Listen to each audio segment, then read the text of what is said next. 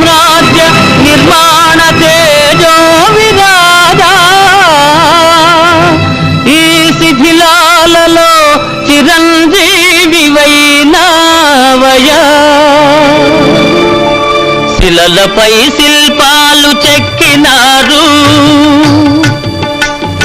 శిలలపై శిల్పాలు చెక్కినారు మనవాళ్ళు సృష్టికే అందాలు తెచ్చినారు శిలలపై శిల్పాలు చెక్కినారు.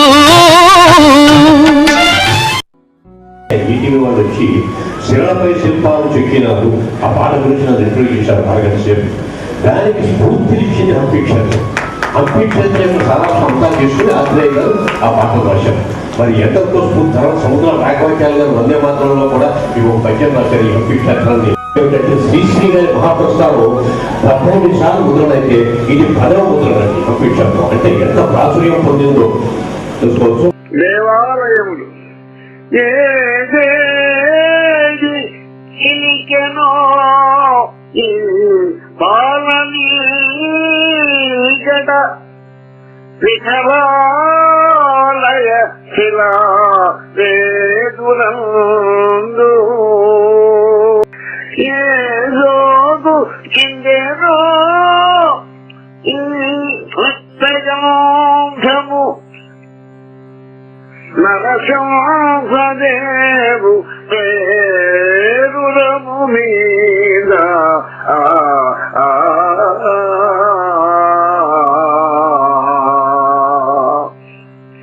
ఏ శిల్పి దిద్దెనో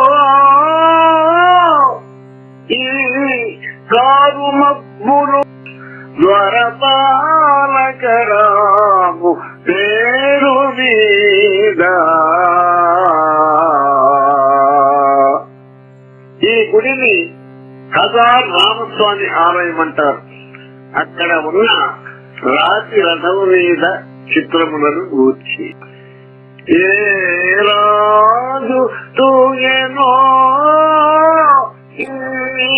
తురాడోనమో తులసి బంగారు మొక్కలకు మృగ్గి ఏ మహాభక్తుడిట జటించినాడో దివ్య కోదండరామ పరిశ్రమాపనయన శబరి ఫలాపేక్ష నియతుడగుచు కాలపుందాటునందు కాలపుందాటునందు శంకరములన్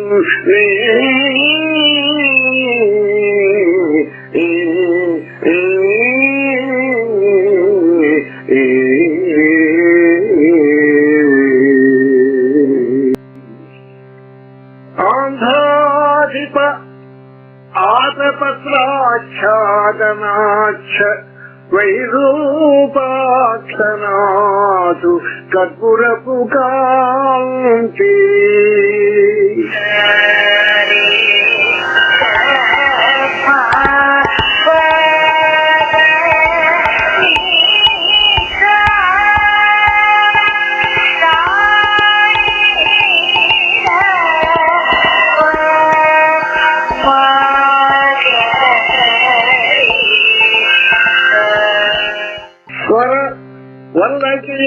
వల్లకీరవ విఠోబాంభ రాగసంగీ. ఇది విఠోబ ఆలయములోనిది. ఇక్కడ స్తంభ నిర్మాణం బహు చిత్రంగా ఉంది. ఒక పెద్ద స్తంభం ఉంటే పెద్ద స్తంభం మధ్యలో ఉంటే 7 పెద్ద స్తంభాలు చుట్టూ ఉంటది. అది ఆరోహణ అవరోహణ క్రమంలో వేణానాదంతో సమానంగా సప్తస్వరాలు పలుకుతాయి. కోదండరామ సాంగోపాంగ నీలరోచి ప్రసారాత్ర శిలా ప్రతిష్ఠ ద్వారదేశాధిష్ట శ్రీరామదేవాలయస్థ శిలాచిత్ర యజ్ఞవాటి కన్నడ స్వామి సింహాసపాండుర అరుణఛవి ప్రసన్న ప్రశాంత ప్రమోద పద్మనాభ మహాదేవు ప్రతిమగాంచి విస్మయాధిక్యమునా మేఘ విస్తృతులము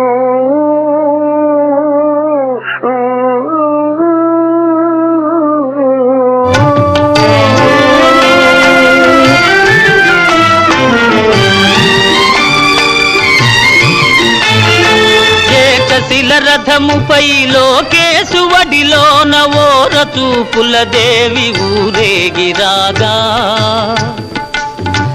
ఏకశిల రథముపై లోకేశువడిలోన ఓర చూపుల దేవి ఊరేగిరాగా రాతి స్తంభాలకే చేతనత్వము కలిగి సరిగమా పద నిశాస్వరములే పాడగా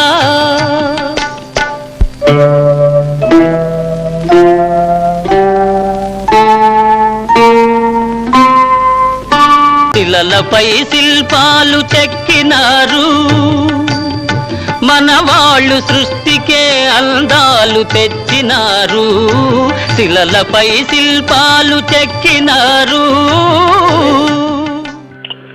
భావ కవితా సరళి కరుణారస కళలి హంపి క్షేత్ర కావ్యకర్త కీర్తిశేషుడు కొడాలి వెంకట సుబ్బారావు గారు ఆంధ్రపత్రికలో సంపాదకులుగా పనిచేసిన సుప్రసిద్ధుడు కీర్తిశేషుడు కొడాలి శివరామకృష్ణారావు గారికి పెద్ద కుమారుడు. పుట్టిన ఊరు దక్షిణ కాశీ పెదకడేపల్లి గ్రామము. ఈ గ్రామము కవులకు కళాకారులకు విద్వాంసులకు పుట్టినడు. అట్టి గ్రామంలో 12/12/1904 తేదీన జన్మించారు. పూర్వ జన్మం నుండి వచ్చిన కవిత్వ సంపదను జీవితమంతయు వీర కవితా సరస్వతి పాద పద్మ సేవకు అర్పించి వీర కవి అయి ఆధునిక వైభవ కావ్యాలలో తలమానికమనదగిన హంపి క్షేత్ర కావ్యాన్ని ఆంధ్ర సాహిత్య చరిత్రకు అందించి ఒక ధైర్యశాలిగా ఉత్సాహవంతునిగా విద్యావంతుడైన కవిగా నిత్య చైతన్య దీపంగా దేదీప్యమానంగా వెలుగొందుతూ ఆచంద్ర తారార్కం పాఠకుల మనస్సులకు కవిగా గుర్తొస్తూ తాను వచ్చిన పని అయినట్లు అంతర్యామిలో అంతర్లీనమై ముక్తి పొందిన భావకవి. పాణిగ్రహణము కళింగరాజు గజపతి కృష్ణరాయలచే పరాజితుడు. తత్ప్రతీకార నిరీక్షకుడును కూతురును కృష్ణరాయలకిచ్చి ఆమెచే అతని చంపింప యత్నించినాడు. కాని విఫలుడు. తిమ్మరుసు కృష్ణరాయలకు అంగరక్షకుడు. కథ కళింగరాజ తనయా కృష్ణుల చేతో మేళనములో లీనమైనది. ఇందుకు ఆధారము పెద్దన్నగారి చాటువు కూతు రాయలకును కూర్చున్నాడు అనున్నది.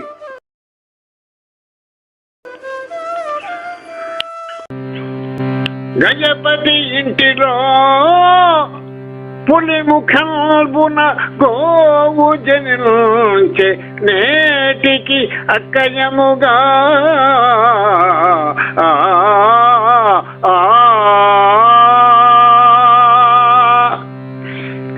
నిన్ననే మగడు కట్టిన తాడికి తండ్రి మాటకే గుజగుజమోవు ఈ రకపు కూతురు పుట్టుట కంటే ఈ రకపు కూతురు పుట్టుట కంటే రాయో రప్పో జడములే నిలబడి పుట్టిన సంతసమంది యుందునే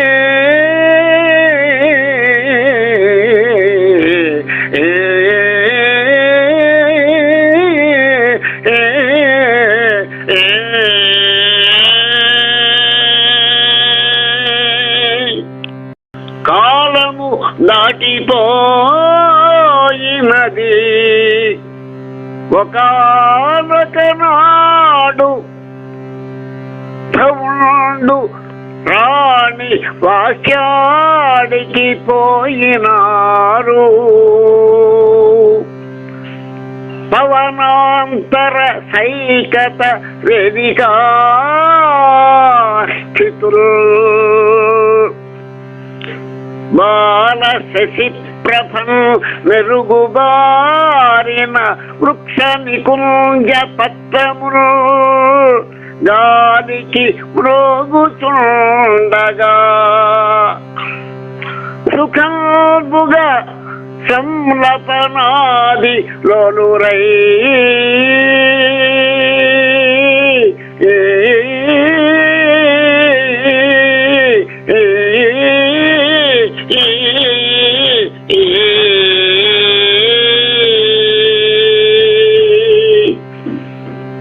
తాము మునుపనరించు వతనములెల్లా చెప్పుకొనదొచ్చిరి ఆయమ చెప్పుచుండే తండ్రి తన్ను నాడన్న వృత్తాంతమంతా వింతగా ఇంతలో గాలి విసురులోనా గజపతి ఇంటిలో పులిముఖంబున గోవు జనించే నేటికి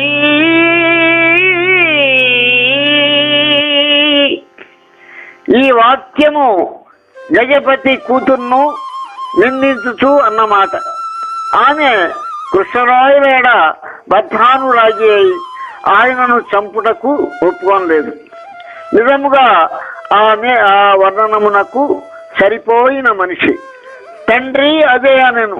తరువాత కొన్నాళ్లకు ఆమెను రాయలను సాయం వాక్యాడికి పోయినప్పుడు గాలిలో టిమ్మర్సు నోటి నుండి ఈ మాటలే ఓదబడెను. అది దంపతుల చెవున పడెను. వారి అప్పటి తన్మయత్వం ఎట్టిదో, పాఠకుని తన్మయత్వం ఎట్టిదో. గజపతి ఇంటిలో పులిముఖంబున గోవు జనించెనేటికి అక్కయముగా అందుకే తెలుగు కాంతుని నవ్వుల లేత తెల్పుటం భుజములు మోముపై విరియపూచినది అంచు వినబడెను. ధరాభుజుడును రాణి ఆ దశకే మోముల త్రిప్పుచు లేచి చూడగల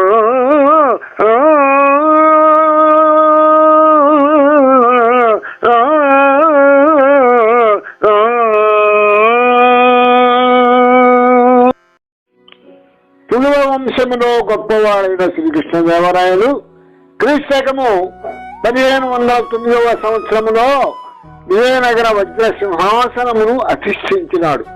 ఆయన పరిపాలనలో దక్షిణ భారతదేశము స్వర్ణయుగమును పొందెను.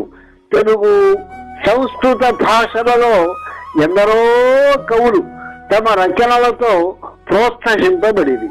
అష్టదిగ్గజ కవులు భువన విజయం సాహితీ సభలో తమ కవిత్వమును వినిపించి సన్మానములు పొందిరి. సాహితీ సమరాంగణ సార్వభౌముడు, ఆంధ్రభోజుడు, రాజాధిరాజ, రాజ పరమేశ్వర, వీర ప్రతాప మొదలగు బిరుదములు కృష్ణరాయలు పొందెను. స్వయముగా కవి అయి తెలుగు భాషలో ఆముక్త మాల్యదా కావ్యమును రాసెను. ఆకడ రాజరాజు మొదలు ఆంధ్ర సరస్వతిని ఇష్టదేవత స్వీకృతిలో యజించి మురిపిల్చి భజించెను.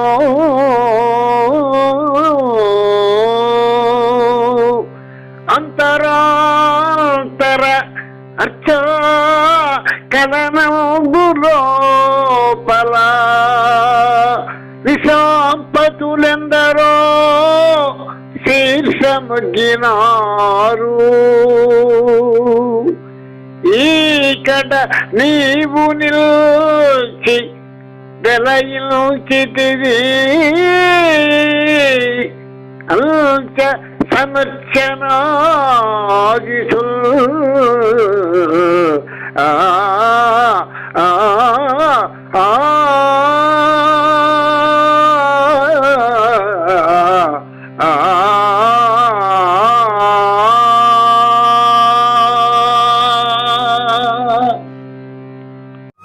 బహిమిని సుల్తానులతో అనేక యుద్ధములు చేయవలసి వచ్చెను. ఎందరో అతిరథ మహారథులు ఆయనకు అగ్రతాంబూలములు ఇచ్చి అడుగులకు మడుగులొత్తిరి. ఎన్నో జీర్ణ దేవాలయములను పునరుద్ధరించెను. ఎన్నో గోపురములను కళ్యాణ మండపములను నిర్మించెను. కృష్ణరాయలు శ్రీ వెంకటేశ్వర స్వామి భక్తుడు. తిరుపతిలో కళ్యాణ మండపము నిర్మించెను. అనేక బంగారు ఆభరణములను రత్న వైఢూర్యములను ధనమును దేవాలయములకు సమర్పించెను. సాహిత్య పోషణ, దైవభక్తి, కళాపోషణలే ఆయన కీర్తి చరిత్రలో చిరస్థాయిగా నిలిచిపోవుటకు కారణములైనది. కృష్ణరాయలను తండ్రి నరసానాయకుడు చనిపోతూ మహామంత్రి తిమ్మర్సుకు అప్పగించగా ఆయన పెంచి పెద్ద చేశాను. వీర నృసింహరాయలు చనిపోతూ తిమ్మర్సును పిలిచి తన సోదరుడైన కృష్ణదేవరాయల కళ్ళు పీకించి తనకు చూపించమని తన కుమారుని దక్షిణ భారతదేశమునకు చక్రవర్తిగా నియమించమని ఆజ్ఞాపించెను. తిమ్మర్సు అట్లు చేయక మేక కండ్లను పెరికించి రాజుకు చూపెను. రాజు తృప్తిగా ప్రాణములు విడిచెను. తిమ్మర్సు రాజాజ్ఞను నిర్వహించి ఉన్నట్లయితే దక్షిణ భారతదేశము గొప్ప స్వర్ణయుగమును కోల్పోయి ఉండేది. మహాసామ్రాజ్యమంతా కృష్ణరాయలు జయించుటకు కారకుడై చిన్నమదేవి తిరుమల దేవులను రాణుగా చేసి శత్రువైన కళింగ భూపతి గజపతి కుమార్తెను రాయలకు కూర్చిన యుక్తికారకుడు తిమ్మరుసు. సామధాన క్రియాభేద చండదాసుధీ చతురుడు. మానవ సేవయే మాధవ సేవ అని నమ్మినవాడు. దేశభక్తి, దైవభక్తి, స్వామి భక్తి గాక అన్యముడెరుగని వాడు. న్యాయము, నీతి, ధర్మము కుంటుబడకుండా హిందూ సామ్రాజ్యమును తెలుగు చక్రవర్తిచే పరిపాలింపజేసిన రాజనీతివేత్త. హంపి క్షేత్ర కావ్యములో పశ్చాత్తాప ఘట్టములో తిమ్మర్సు సృష్టి చాలా విచిత్రమైనది. ఆయన కృష్ణదేవుని భక్తుడు. చరిత్ర ఆపాదించుతున్న ఆయన ఎందరి దోషమును కవి కులాలి వెంకట సుబ్బారావు గారు నిరాకరించిరి. కృష్ణరాయలకు పశ్చాత్తాపము కల్పించిరి. పశ్చాత్తాపము కృష్ణరాయల కొడుకును తిమ్మర్సు చంపినట్లు. అందుచేత రాయలు తిమ్మర్సు గుడ్డు తీయించి చెరసాల్లో తిట్టి తిండి నీరుక చంపినట్లు. తరువాత రాజ కొడుకును తిమ్మరుసుపై గిట్టని కొందరు కుట్రదారులు చంపినని తెలిసినట్లు తన తప్పునకై రాజు పశ్చాత్తాపడి మనోవ్యాధితో మరణించినట్లు అనుసృతముగా వచ్చే కథ నుంచి ఇది. అతనికే వచ్చి వచ్చినది అతనికేమి వచ్చినది అంతయు తీరిన వెంక రాజ్యము చేతునటన్న ఆశ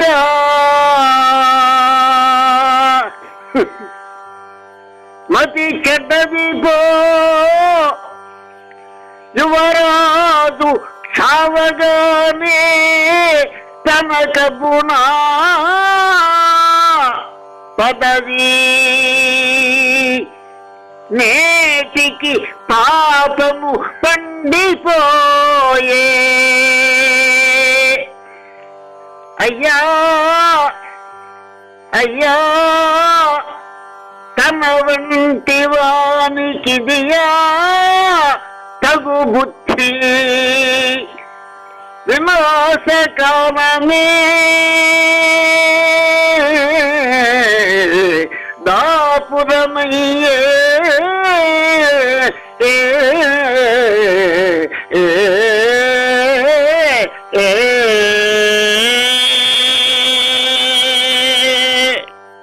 రేనికి లేదు పో దయా రేనికి లేదు పో దయా భరించుట నీకును కష్టమైన గాని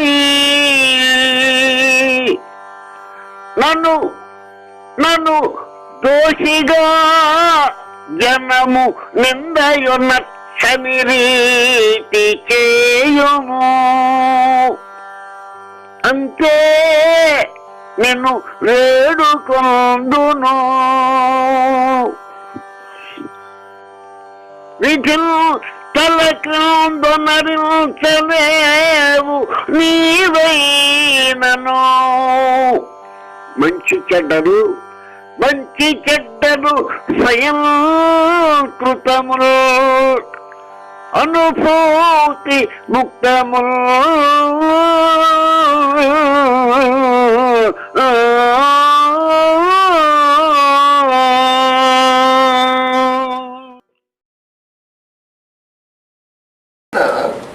తిమ్మరుసు ఘట్టము పశ్చాత్తాపం చాలా బ్రహ్మాండమైన పరిధిలో పెంచితి రచించారు. కన్న ప్రేమ కన్నా పెంచిన ప్రేమ గొప్పగా ఖర్చుండి దానికి ఎంత గొప్పగా ఆయన బ్రతికేద కొంతకాలం ఇటు ఏదో అని ఆయన చెప్పాడు. దీన్ని చూసి ఆయన మనసులో భావన అంతకంటే లేదు.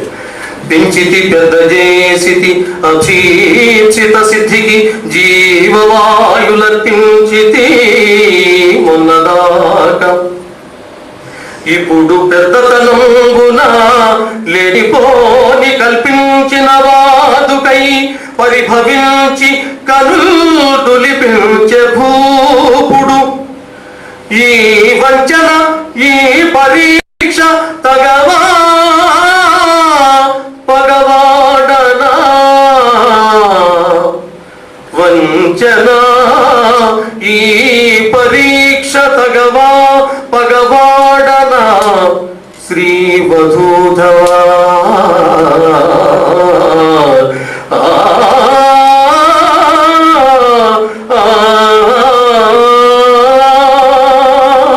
ఇంకో గొప్ప విషయం ఏంటంటే సంపదలుచుకుంటే వాడిని చంపడం ఎందుకు రా, నిన్ను చంపలేకపోయినా ఆఫ్టర్ ఆల్ ఒక లెక్క నాకు నా మంత్రాంగం ముందు నా తంత్రాంగం ముందు నా యంత్రాంగం ఏమిటిరా ఎవడో చెప్తే నువ్వు వెంటనే అని మానవుడితో చేసిపోయింది.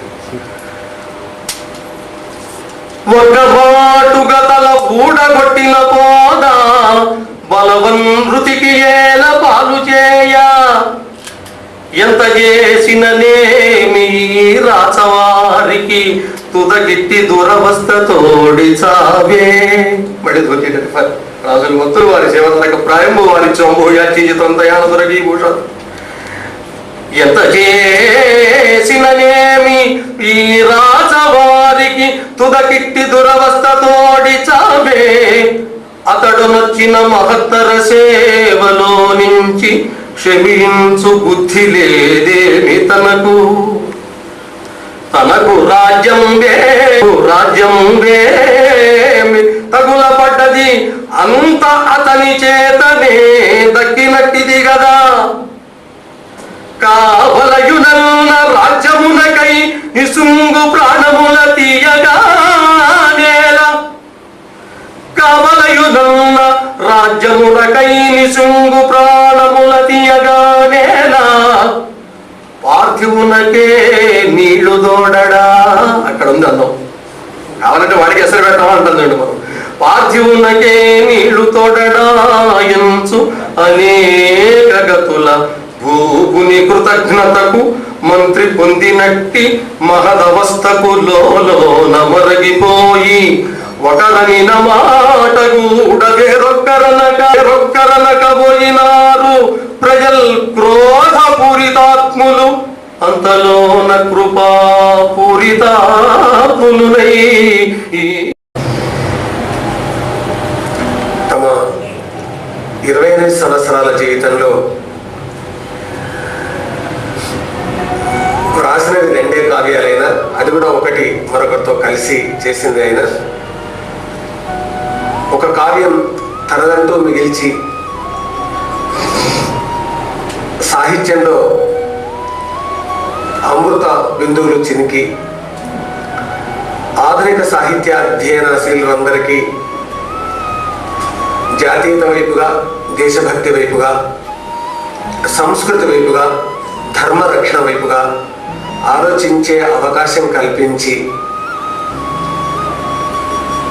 నీ కార్యం తీరింది వచ్చేయి అని భగవంతుని పిలుపు మేరకు వెళ్ళిపోయి తన అక్షరాలతో సాహిత్య జగత్తులో లేదా సాహిత్య జగత్తులో తిరుగుతూ ఉన్నటువంటి వారిలో తన భావాల ద్వారా తాను మళ్ళీ మళ్ళీ మళ్ళీ ప్రతిబింబిస్తూ ఉన్నటువంటి కీర్తిశేషులు కొడాలి వెంకట సుబ్బారావు గారి శిలలు ద్రవించి ఏడ్చినవి జీర్ణములైనవి తుంగభద్రలో అని మొదలుపెట్టి ఇది అందరికీ నోట తిరిగేటటువంటి పద్యం, మనస్సున నాటి ఉన్న పద్యం. ఆ పద్యాన్ని మొదలై వినిపించి ఒకసారి మనలందరినీ కూడా శిలలు ద్రవించి ఏడిస్తే తుంగభద్ర వారింది అనిపించే ధ్వని కలిగించారు. ఒట్టి శిలలు ద్రవించి ఏడ్చినది అనే మాట అక్కడ దానికి ఉన్నటువంటి అర్థం ఏంటి అని అంటే, ఎందుకు శిలలు ద్రవించి ఏడ్చినవి, కారణం ఏమిటిది? శిలలు ద్రవించినవి కానీ బండల్లాంటి గుండెలున్న ఈ మనుషులు ద్రవించడం లేదే. ఈ దేశంలో జరుగుతున్నటువంటి దురాగతాలకు అనిపించేటటువంటి ఒక భావాన్ని మనలో కలిగించడానికే ఆ పాదం అలా పడిందాయని అని అనిపిస్తుంది. ఏడ్చేటటువంటి గుణం కవిలో ఉంటుంది అని. హంపి క్షేత్రం 1970 ప్రాంతంలో చదివి ఆ 70 ప్రాంతంలో ఎక్కడో తిరుగుతూ ఈ హంపి క్షేత్రాన్ని అదివరకే చదివి ఉన్నాను కాబట్టి రచయిత యొక్క జీవితం గురించి తెలియదు. హంపి క్షేత్రంలో అక్కడ పీఠికలో ఉన్నటువంటి కొన్ని అంశాలు తప్పిస్తే మిగతా విశేషాలు ఏమి తెలియవు. అవును, కలం బట్టి ఏదో రాసేటటువంటి ఒక శక్తి అనలేం, కానీ ఒక మొదటి నుంచి ఒక స్వభావం ఉంది. దాంతో హన్మకొండలో ఒకసారి, తర్వాత ఉమామహేశ్వరంలో మరొకసారి అక్కడ పగిలిపోయిన ఈ శిల్పాలని చూసి ఏమిటి మనం ఎడగలుగుతామా అని అనుకోని లేదా అనుకోక శిల్ప కళా రహస్యములు చిందులు త్రొక్కగా చేసినావు, సంకల్పము రంగరించి ఉలికాడను కావ్యములు అల్లినావు, నీ అల్పపు జీవనము పరమార్థమునందగ దిద్దినావు, ఓ శిల్పి భవత్పదాబ్జములు చేతమ నిలిపి నమస్కరింతురా. ఈ పద్యంలో జిగిబిగి ఏం లేదు నాకు తెలుసు, కానీ ఎందుకు మనం ఈ విధంగా ఓ శిల్పి భవత్పదాబ్జములు చేతమ నిలిపి నమస్కరింతురా అని అనుకున్నాను నేను. ఈ పద్యం రాయడానికి కారణం ఏమిటిది? హంపి క్షేత్ర ప్రభావం, అంతకుమించి ఇంకోటి ఏమీ లేదు. కారణం, వారు శిల్ప కళా రహస్యాలు తెలిసినటువంటి ఆయన శిల్పంలో ఉండేటటువంటి రచయిత తాను ఏ చైతన్యాన్ని అయితే శిల్పంలో సాక్షాత్కరిస్తాడో ఆ చైతన్యాన్ని దర్శించేటటువంటి గుణం, యోగ్యత, పాత్రత ప్రేక్షకునికి ఉంటే ఆ శిల్పాన్ని ఖండించాలనుకోండి. అలాంటి సామాన్యంలో కానీ ధీమాన్యంలో కానీ ఒక ఆలోచన రేకెత్తించేటటువంటి విధంగా కవులు కళలు పట్టారు. అందువల్ల 13 పర్యాయాలు తాను రాజమండ్రి పరిసరాల్లో పుట్టి పెరిగినా కానీ, తాను బిఏ వరకు అధ్యయనం చేసి ఉన్నా కానీ తాను బ్రతికిన 28 సంవత్సరాల కాలంలో 13 పర్యాయాలు హంపి క్షేత్రాన్ని దర్శించి హంపి క్షేత్ర పురా వైభవ దీధితుల్ని తన కళ్ళ ముందు కనిపిస్తుండగా కదిలిపోయిన కవి కలం కుంచె చిత్రించిన రూపం ఈ హంపి క్షేత్రం. కాబట్టి ఆ ఆకృతి, ఆ కవి హృదయ వేదన అడుగడుగున హంపి క్షేత్రంలో మనకు కనిపిస్తుంది. ఆయన బ్రతికుంటే ఇంకా ఎంత బంగారం మన ముందు ఉండేదో, సాహిత్య రూపంలో, సాహిత్య స్వర్ణం రూపంలో మన ముందు ఉండేదో అనేటటువంటిది ఆధునికంగా విమర్శిస్తున్నటువంటి వాళ్ళ యొక్క ఆలోచన.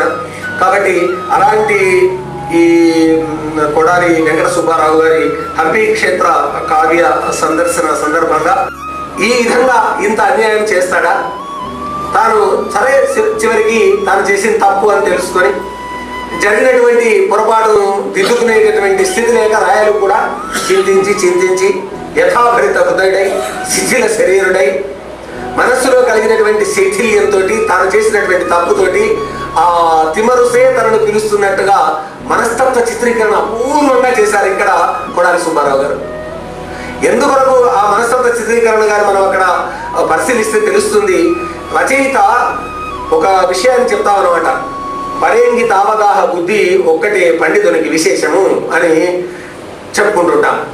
కాబట్టి ఒక పాత్ర హృదయంలోకి మనస్సులోకి చొరబడి ఆ రచయిత ఆ పాత్ర మనోవేదన కలగడానికి కారణాలు ఏంటి అని చిత్రీకరించినటువంటి సందర్భంగా అక్కడ మనం చూస్తే కవి పడ్డటువంటి వేదన తెలుస్తుంది. ఆయన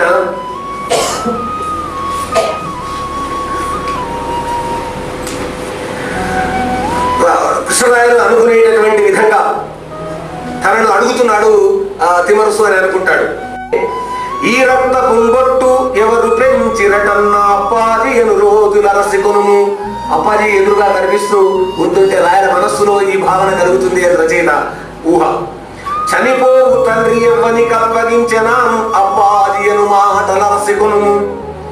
ఆ మహా సామ్రాజ్యమంతని గెలవనం అప్పాజీ శక్తి ఎంట రసికొను. ఆ మహారాణి పెళ్ళాడినది ఎట్లనా అప్పాజీ యుక్తి అంట రసికొను. ఇందులో ఒక్కొక్క పదానికి ఒక కథ చెప్పొచ్చు, ఒక 5 నిమిషాలు. ఏ సందర్భంలో రాయలు ఏ విధంగా చిన్నాదేవి వివాహ సందర్భంగా కానీ మరో ఘట్టంలో కానీ ఒక రాజ్యాన్ని జయించడంలో కానీ అప్పాజీ యొక్క శక్తి యుక్తులు ఏ విధంగా ఉపయోగపడ్డాయి, రాయలు చక్రవర్తి కావడానికి కారణం ఏమైంది అనేటటువంటిది.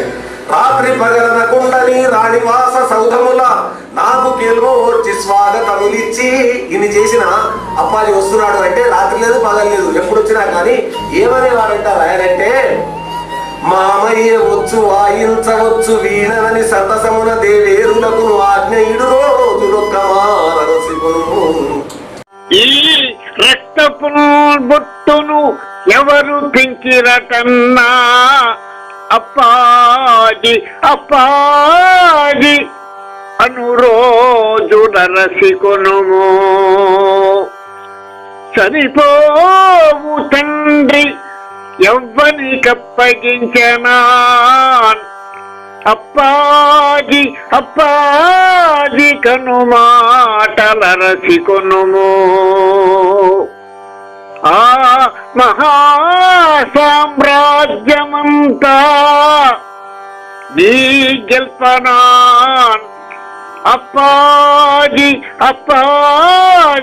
శక్తి అంట అరసికొనుము. ఆ మహారాణి పెండ్లాడినదెట్లనా అప్పాజీ యుక్తి ఎంత అరసికొనుము. రాత్రి పగలనకుండ నీ రాణివాస సౌధములా నాకు కేల్మోచి స్వాగతం గులిచ్చి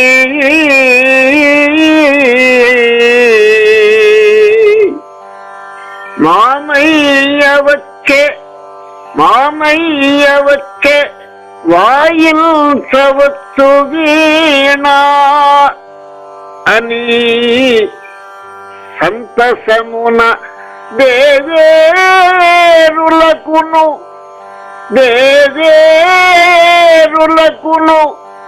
ఆజ్ఞయుడు రోజులు ఒక్కమారు అరసి కొనుగో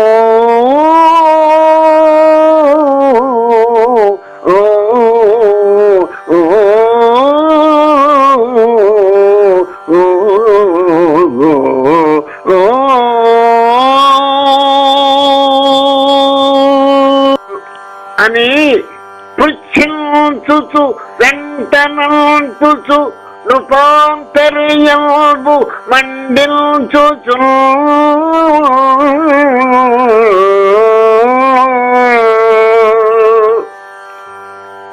పని యొక్కందును తోచని గతిగా బాధించుచు పని యొక్కండును తోచని గతిగా బాధించుచు రాజు ప్రక్కను ముందు వెనుక రాజు ప్రక్కను ముందు వెనుక అహర్నిశము ధిక్కారించి తగ్గించుచు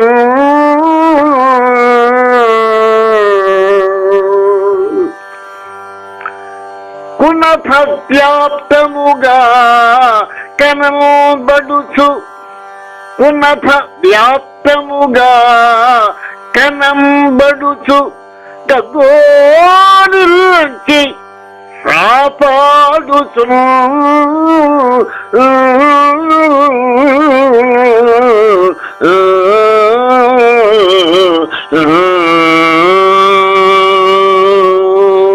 ఇంత ప్రేమ ఆయనకు ఉండింది. కాబట్టి ఒక్కసారి చనిపోయినటువంటి అప్పాజీ కళ్ళ ముందు కనిపించి ఆ విధంగా కాబట్టి ఒక మనస్తత్వ శాస్త్రం తెలిసినటువంటి మానవాంతఃకరణ పరిజ్ఞాత అయిన ఒక మహారచయితగా కొడాలి వెంకట సుబ్బారావు గారు కనిపిస్తారు. అందువల్ల ఎవరి హృదయంలోకి చొచ్చుకపోయి ఎవరి మనసులోకి చొచ్చుకపోయి ఏ విధంగా రచన చేయొచ్చు. ఒకవేళ ఇది అసత్యమే అయితే కావచ్చు కాక, కానీ ఇది ఒక రసార్ద్రత అడుగడుగున మనల్ని కదిలించేటటువంటి భావనగా ఇది మనకు కనిపిస్తుంది. కాబట్టి కవి హృదయంలో ముకుళితమైన కన్నుగవ ముందరాడుచునున్న మూర్తి వైపుకు తలద్రిప్పి అశ్రుకణముందిగా దాచుచు తండ్రి మొక్కుకొనేదా రాయ చివరి ఘట్టంలో తండ్రి మొక్కుకొనేదా నన్ను క్షమింపు మిక కోపమును దోషమున్న వారికి తగు శిక్షని పునరించితి ఆత్మను చీల్చిన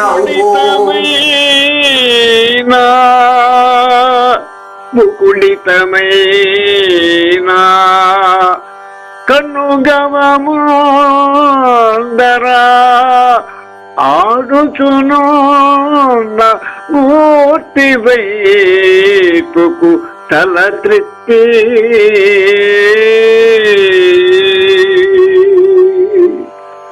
అశ్రుకణము దిగజార్చుచు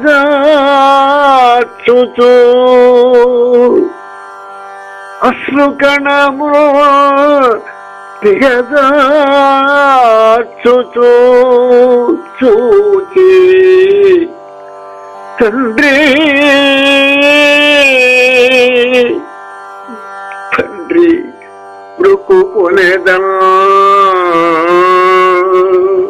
మొక్కుకొనేదం క్షణోపుమిక కోపము మానుము తండ్రి కోపము మానుము దోషమున్న వారికి తగు శిక్ష దోషమున్న వారికి తగు శిక్ష నీవే పునరించితివి ఆత్మను తండ్రి ఆత్మను చీల్చినావు పో.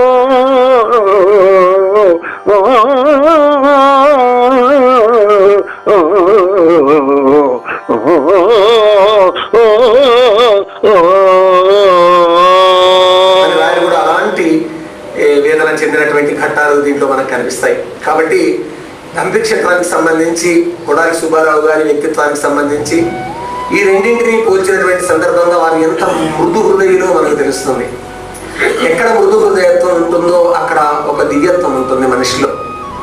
ఎక్కడ ఒక చోట సత్యాన్ని, ధర్మాన్ని రక్షించడంలో ఒక్కోసారి కర్కశత్వం మనిషి వహిస్తే వహించవచ్చుగాక, కానీ సత్యాన్ని, ధర్మాన్ని ప్రతి ఒక్క హృదయంలో నాటేటటువంటి సందర్భంగా మృదు హృదయుడైనటువంటి వ్యక్తి చేయగలుగుతాడు ఆ విధంగా.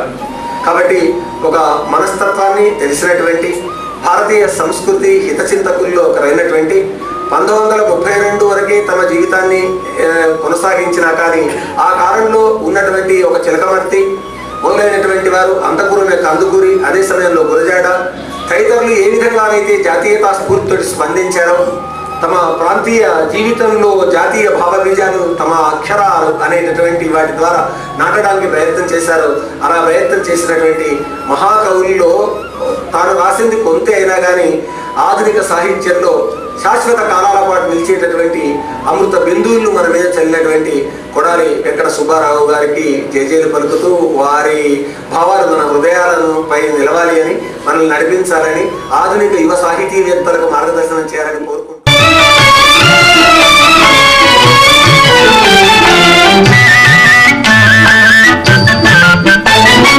ఒకవైపు ఉర్రు తలుపు కవనాలు, ఒక ప్రక్క ఉరికిల్చు యుద్ధ భేరీలు, ఒక చెంప శృంగారములుకు నాట్యాలు, నవరసాలొలికిల్చు నగరానికొచ్చాము. శిలలపై శిల్పాలు చెక్కినారు, మన వాళ్ళు సృష్టికే అందాలు తెచ్చినారు. శిలలపై శిల్పాలు చెక్కినారు.